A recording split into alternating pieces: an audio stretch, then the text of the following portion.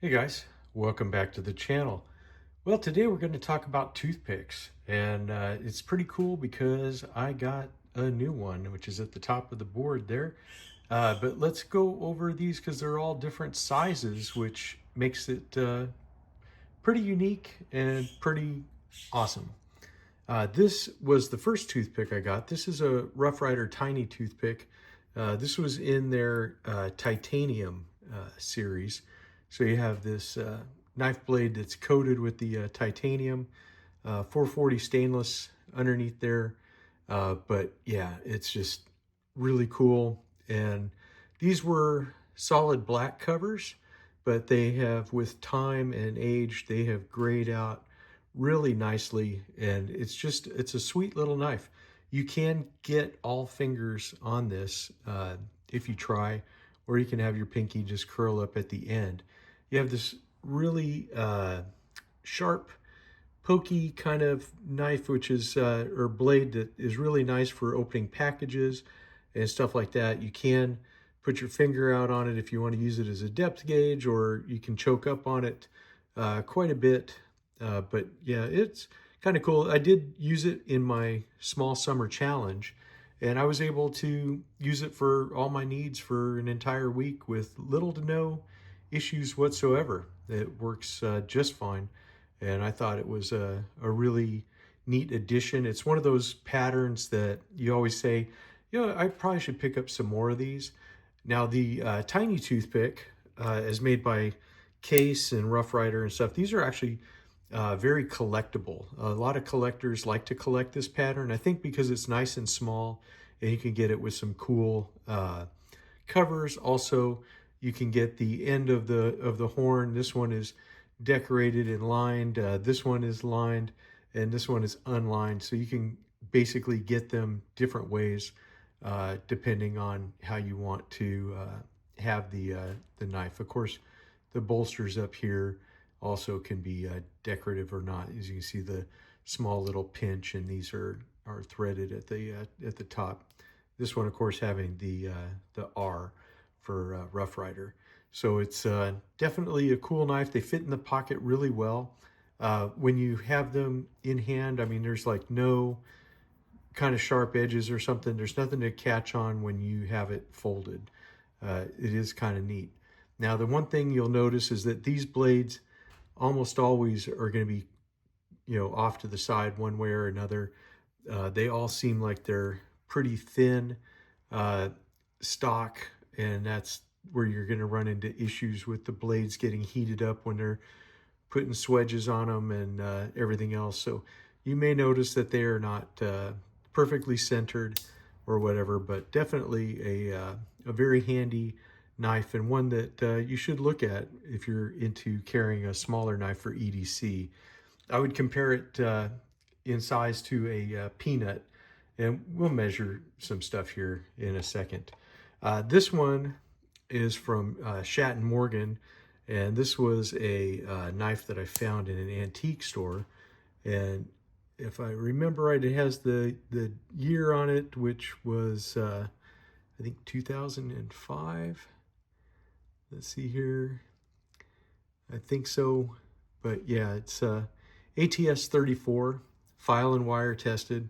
Now this is just a beautiful knife. This is the worm groove, what do they call it? Goldenrod bone. You know, and again, you have the threaded, you know, end here, the cap and the bolsters. So it's just really a super, super nice knife. This one is definitely a collector piece, but I just think it is great. Now this one, I don't know, we'll look at how this one lined up. It's a little off to the side, but it's not, you know, touching, so it's good to go. You see no gaps, brass liners, just a absolutely beautiful knife. And like I said, we'll go over some measurements in a second. Now this big boy, this is the Bird's Eye Maple. As you guys know, I've been collecting that series. I love how the tang is almost sucked almost all the way down into the bolster, which would be nice. Of course, you have that really nice Bird's Eye Maple wood on here. Just a fantastic knife, not really adorned with any decorative threading or any of that stuff. And you get the Queen cutlery billboard. This is the number 20, and this is in D2 tool steel. So here is your tank stamp, and it's just really cool. Of course, it has the Peter's heat treat on there, so it is a really nice knife. Now, as you can see, plenty of space for your hand. Really quite a long blade on here. So let's do some quick measurements here. We'll take a look here. We'll put this at the end, and what do we got? We are right at 5 inches closed, which is just massive. You don't see very many knives with that dimension of it being closed. Let's see here for your cutting edge. Let's go. Yeah, right there. So you are right at what would that be? 3 5/8 right there for your length of the blade. That's the cutting edge. If we go all the way down to the bolster, you're looking at just about 4 inches for the blade if you're measuring straight down to the bolster. Just a really big knife, that's for sure. Really not too bad on the spring. As you can see here, we'll close her up and we'll take a look at our construction. Of course, you get brass liners, no real gapping, which is really nice for a knife that was made at that time. I think these were made in, if I remember right, was it the late 90s? I don't remember, but I'll have to check one of my sources. But really a very cool knife, quite big. Now this guy here, he's more almost a trapper size. If I remember, he was just about a 4 1/8 for being closed. And you get a really nice length of blade here. Of course, the Shatton Morgans were made by Queen, different line, but definitely collector grade in quality, that's for sure.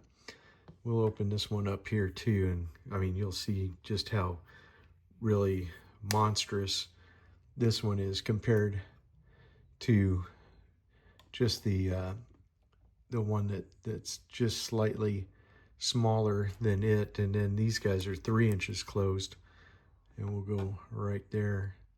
So as you can see, you get a pretty big blade for your handle size, and as it gets larger, it definitely gives you a lot more blade, that's for sure.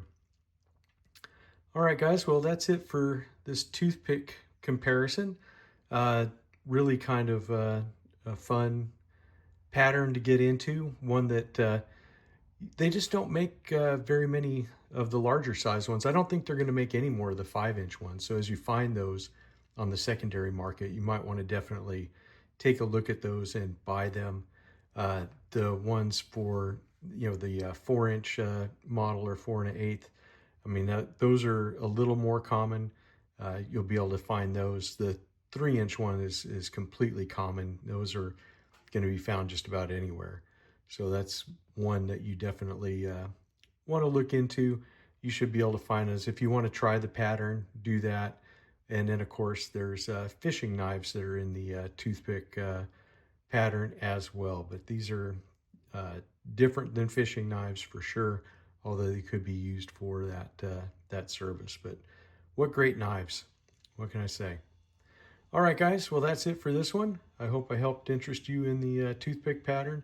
Check out Tobias Gibson. He has a lot of toothpick videos. The toothpick is probably his favorite pattern, and you can get a lot of knowledge from his videos.